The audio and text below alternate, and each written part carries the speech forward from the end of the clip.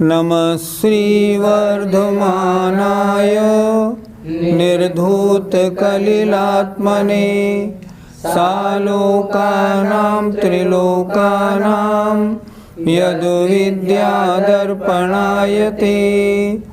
पंच परमेष्ठी भगवान की जय। अब प्रश्न होता है सम्यक चारित्र कहते किसे हैं? तो आचार्य ने अगला श्लोक नंबर 48 इसी बात को लेकर लिखा है कि सम्यक चारित्र की परिभाषा क्या है। हिंसा नृत्य चौर्येभ्यो मैथुन सेवा परिग्रहाभ्यां च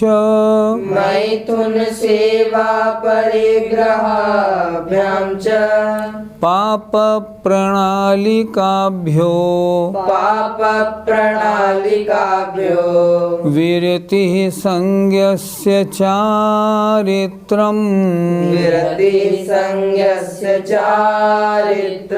एक साथ बोलिए।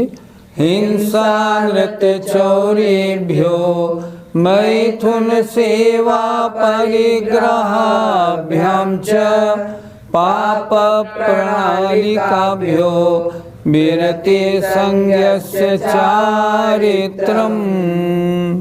देखें, हिंसा अनृत माने झूठ, चौर्य अचौर्य, चौर्य माने चोरी।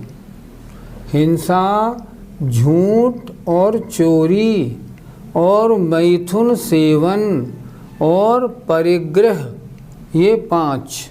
फिर देखें, हिंसा झूठ चोरी कुशील सेवन और परिग्रह, ये पाप प्रणालिकाभ्यो, ये पाप के पनाले हैं।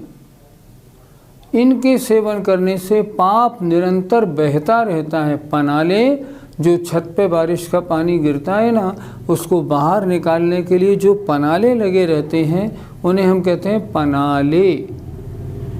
तो क्या कर रहे हैं, ये 5 पाप के पनाले हैं।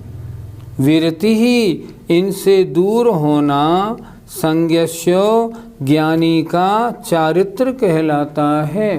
पंडित जी, हिंसा किसे कहते हैं? तत्वार्थ सूत्र के 7वें अध्याय में 5 पापों की परिभाषाएं बहुत सुंदर उमा स्वामी महाराज ने लिखी हैं। हिंसा के बारे में वो क्या कहते हैं, प्रमत्त योगात् प्राण व्यपरोपणम हिंसा, प्रमाद के योग से अर्थात कषायवश अपने या दूसरे के प्राणों का घात करना हिंसा है। दूसरे के प्राणों का नहीं, अपने प्राणों का घात करना भी हिंसा है। क्या तात्पर्य निकला? अगर डॉक्टर किसी मरीज का ऑपरेशन करे, बचाने का विचार करे और फिर भी अगर वो मरीज मान लो ऑपरेशन के दौरान मर जाए, तो क्या डॉक्टर को हम हिंसा करने वाला बोलेंगे? नहीं बोलेंगे। क्यों? वह उस प्राणी का घात कषायवश नहीं हुआ, वो तो बचाना चाह रहा था, लेकिन अब न बचा तो वो क्या करे, बीमारी की ऐसी स्टेज थी। इसलिए कितना सुंदर सूत्र लिखा है हिंसा के बारे में। प्रमत्त योगात्, प्रमाद के योग से कषाय सहित होकर अपने या दूसरे के प्राणों का घात करना हिंसा है। इस हिंसा में जीव हिंसा करना भी हिंसा है और जीव हिंसा के परिणाम बनाना भी हिंसा है। जीव को मार दिया, द्रव्य हिंसा। मारने के विचार किए, भाव हिंसा। मारने के विचार तो किए, कल मैं इस जानवर को ज़रूर मार दूंगा, बड़ी गड़बड़ है इसकी वजह से। लेकिन मारने गया तो वो नहीं मिला, तो हिंसा तो हो ही गई। इसलिए कषायवश अपने और दूसरे के प्राणों का घात करना, इसका नाम हिंसा है। गुरुजी, झूठ की क्या परिभाषा है? असत अभिधानम अनृतम, अर्थात अकल्याणकारी वचन बोलना, ऐसे वचन बोलना जिसमें सामने वाले का अकल्याण होता हो, अथवा जो जैसा देखा हो सुना हो वैसा का वैसा न कहना, इसका नाम झूठ है। सामने वाले को अकल्याण में लगाने वाले वचन भी झूठ हैं। और तो और जो वचन कड़वे हैं, ऐसे हैं जिनको सुनने से सामने वाले को कष्ट हो जाता है, असभ्य वचन हैं, ये वचन भी झूठ में आते हैं। किसी की निंदा के वचन हैं, वो भी झूठ में आते हैं। ऐसे वचन बोलना, किसी को हिंसा के कार्य में प्रवृत्ति कराने वाला सही वचन बोलना भी झूठ में आता है। जैसे किसी ने पूछा, हमारे यहाँ कॉकरोच बहुत हो गई हैं, हम क्या करें? आपने कॉकरोचों को मारने का जो रास्ता बताया ना, वो भी झूठ है। क्यों? अकल्याणकारी वचन है। अर्थ का अनर्थ करना भी झूठ में आता है। इसलिए ये सब चीज़ें जो अकल्याणकारी हैं, इनको बोलना झूठ है। पंडित जी, चोरी किसे कहते हैं? कितनी छोटी परिभाषा लिखी उमा स्वामी महाराज ने। अदत्ता दानम स्तेयम, बिना दी हुई, अदत्त माने बिना दी हुई वस्तु का आदान माने ग्रहण कर लेना चोरी है। किसी ने कोई वस्तु आपको दी नहीं है, कहीं गिरी है, पड़ी है, रखी है, भूली है, उसको अगर उठा आप ले लेते हैं, इसका नाम चोरी है। कोई देना नहीं चाहता है, आप जबरन उससे ले लेते हैं, तो भी चोरी है। उसने दिया है, दिया नहीं है, आपने मन मार के उससे ले लिया है, इसका नाम भी चोरी है। इसलिए कितनी सुंदर परिभाषा बनाई है। अदत्त आदानम, बिना दी हुई वस्तु का ग्रहण करना चोरी है। पंडित जी, कुशील पाप से हमें क्या समझना चाहिए? परिभाषा, मैथुन ब्रह्म, स्त्री और पुरुष की राग सहित जो क्रियाएं हैं, उन्हें कहते हैं मैथुन या कुशील। कुशील माने राग सहित काम सेवन करना, काम सेवन संबंधी क्रियाओं को करना, इसका नाम कुशील है।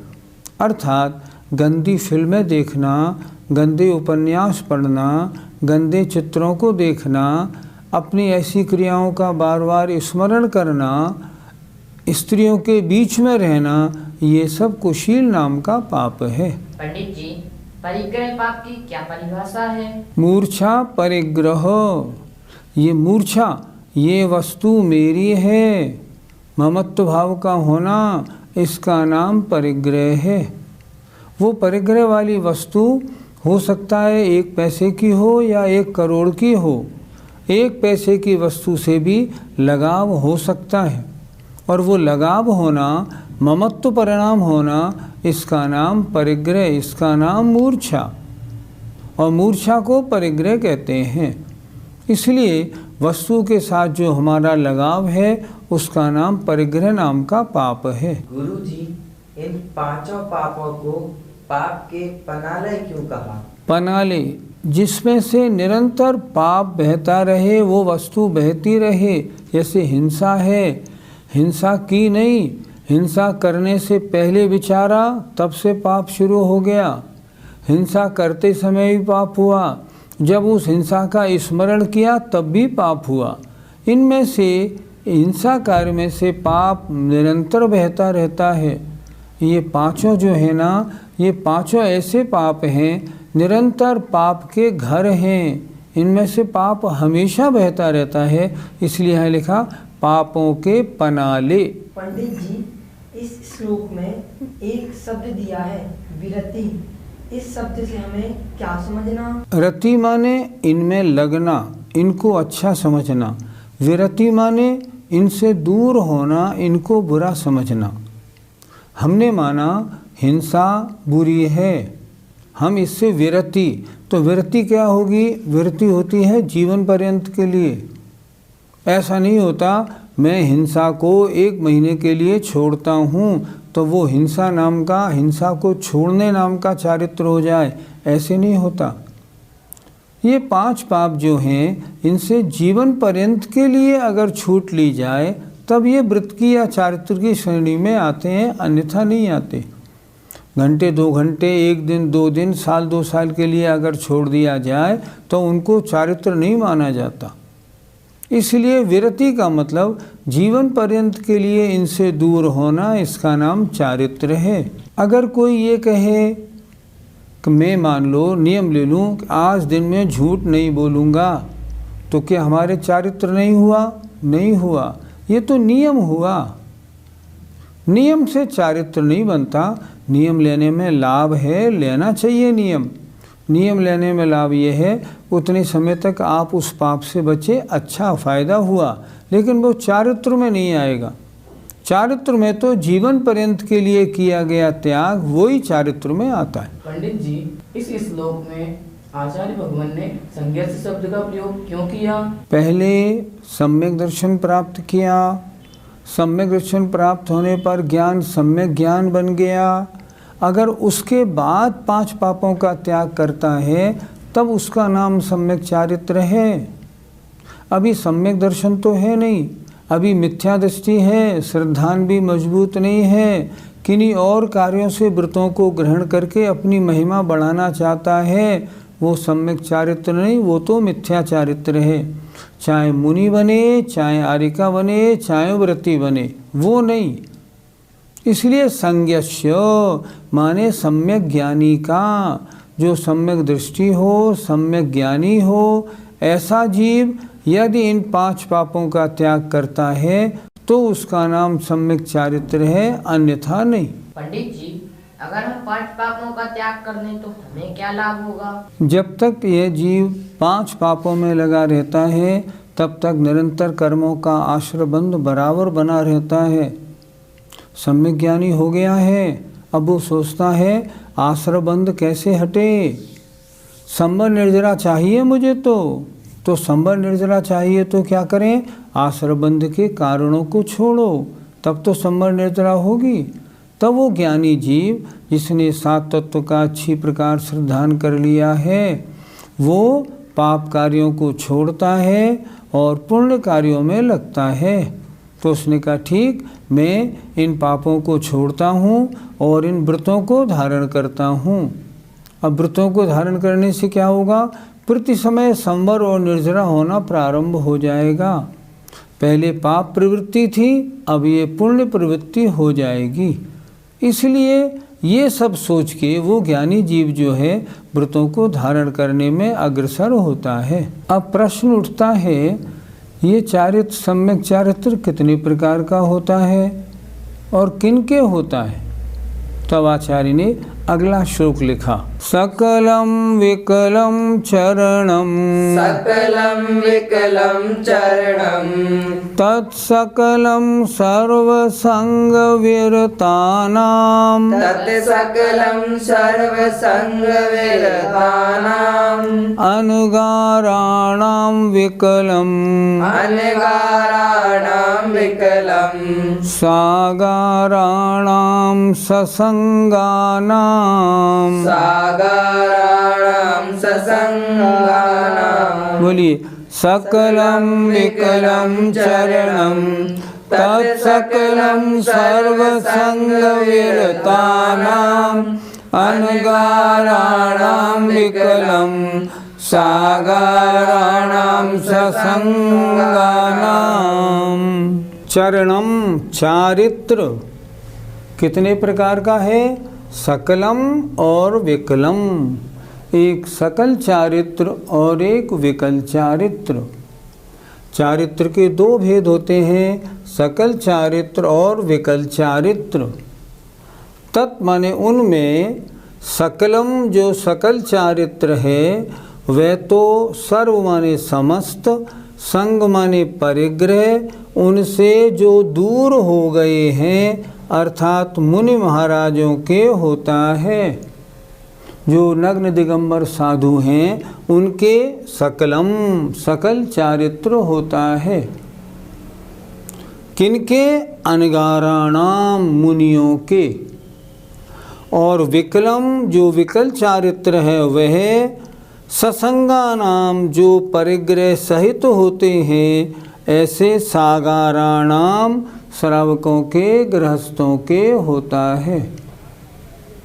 क्या बात बनी? चारित्र दो प्रकार का है, एक सकल चारित्र और एक विकल चारित्र। सकल चारित्र माने पांचों पापों का संपूर्ण रूप से त्याग करना। वो किनके होता है? अनगाराणाम, सर्वसंग वीरतानाम, समस्त परिग्रह से जो रहित हैं ऐसे साधुओं के होता है। और जो विकल चारित्र है वो किनके होता है? विकलम ससंगानाम सागाराणाम, जो परिग्रह सहित हैं ऐसे श्रावकों के, गृहस्थों के होता है। पंडित जी, इन दोनों चारित्र में क्या अंतर है? सकल चारित्र में पांचों पापों का संपूर्ण रूप से त्याग किया जाता है और विकल चारित्र में पांचों पापों का स्थूल रूप से त्याग किया जाता है। मुनि महाराज क्या करते हैं? मैं पांचों पापों का मन वचन काय कृतकारित अनुमोदना से संपूर्ण रूप से त्याग करता हूँ। मान लो हिंसा को ले लें, वो तो त्रस और स्थावर सभी जीवों की हिंसा का त्याग कर देते हैं मुनि महाराज। उनका चारित्र सकल चारित्र संपूर्ण। और जो गृहस्थ है वो स्थावर जीवों की हिंसा का त्याग नहीं कर पाता। वो नियम क्या लेता है? मैं त्रस जीवों की हिंसा का त्याग करता हूँ, स्थावर जीवों की हिंसा जितनी बचेगी उतनी बचाऊंगा।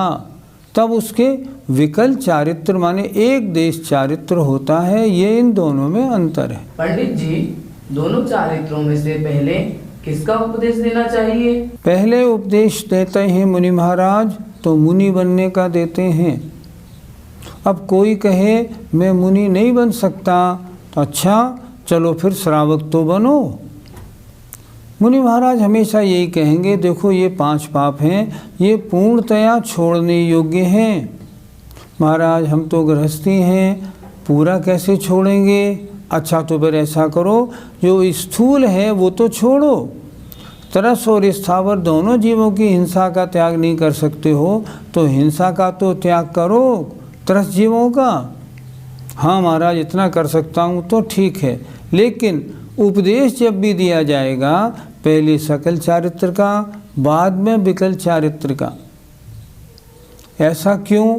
पुरुषा सिद्धिपायकार की 2 श्लोक बहुत अच्छे हैं। उन्होंने लिखा है, यो यति धर्म कथयन न्युपदिशति गृहस्थ धर्म मल्पमति तस्य भगवत प्रवचने प्रदर्शितम निग्रह स्थानम।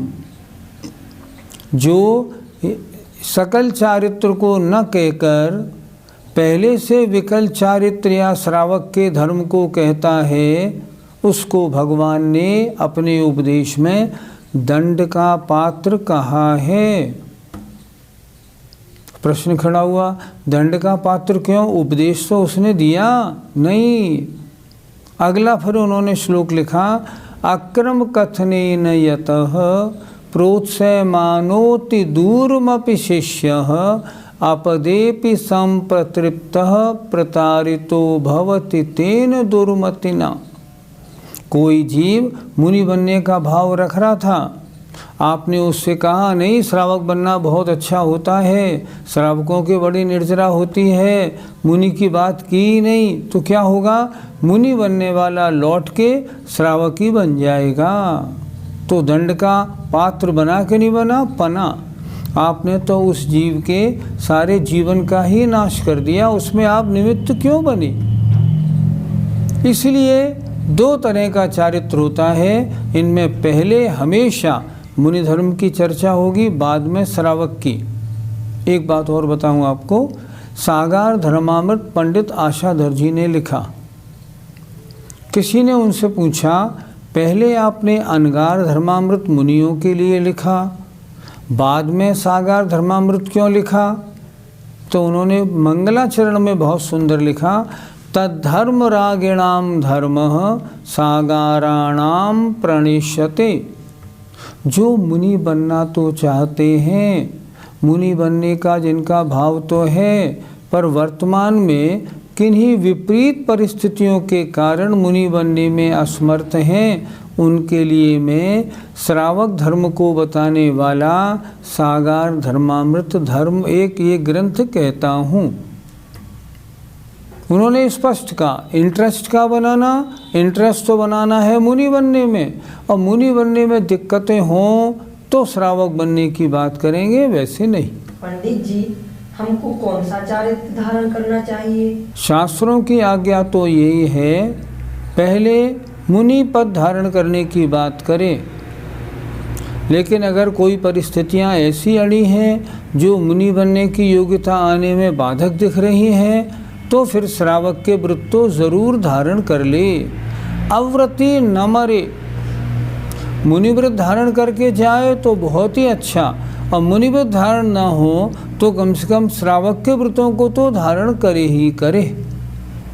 इसलिए कोशिश तो मुनि व्रत की होनी चाहिए, और आप मुनि बन सकते हैं। क्यों? मुनि बनने की उम्र 8 वर्ष अंतर्मूर्त की है, परिणामों में विशुद्धि बढ़ जाए, मुनि महाराज बन सकते हैं, क्यों नहीं बन सकते? और अगर मान लो नहीं बन पाए तो श्रावक के व्रतों को तो तुरंत धारण कर लें, ताकि निर्जरा या चारित्रवानपना अभी से प्रारंभ हो जाए। जय जिनेन्द्र।